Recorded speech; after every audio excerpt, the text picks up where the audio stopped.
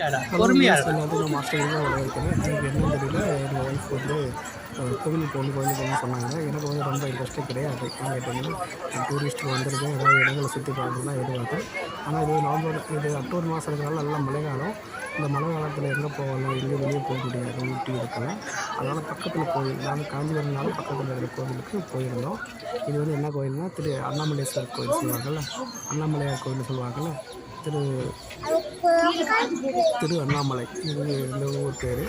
நான் எப்பயும் வந்தது கிடையாது, இந்த மட்டும் தான் வந்தோம். ரொம்ப ரம்பியமாக இருக்குது உண்மையிலேயும். ஒரு மலை, அந்த இடத்துல மட்டும்தான் மலை இருக்குது, அந்த கோயிலுக்கு அடியில். நம்ம கீழே அழகாக கோயில் செதுக்கியிருக்காங்க, ரொம்ப கலைநுட்பத்தோடு பண்ணியிருக்காங்க.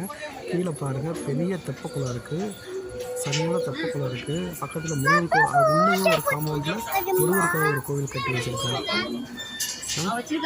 பாருங்கள். அதை சுற்றி பறவைகள்லாம் எடுத்துக்கிட்டே இருக்குது. இந்த வழி வந்து பார்த்திங்கன்னா சிவனோட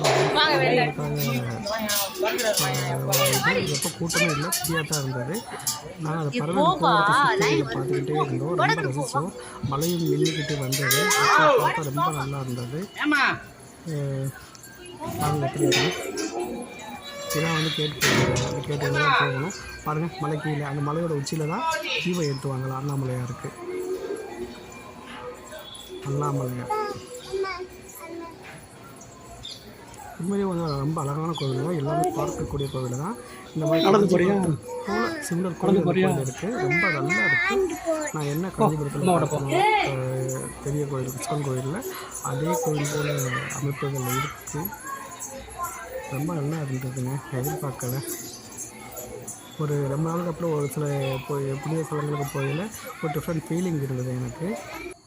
அதை பார்த்தோம்னா நிறைய பேர் வராது, என்னோட குட்டி பாப்பா, என்னோட பாப்பா ஒய்ஃப் பாப்பா பக்கத்தில் உட்காந்துருப்பாங்க எல்லாமே.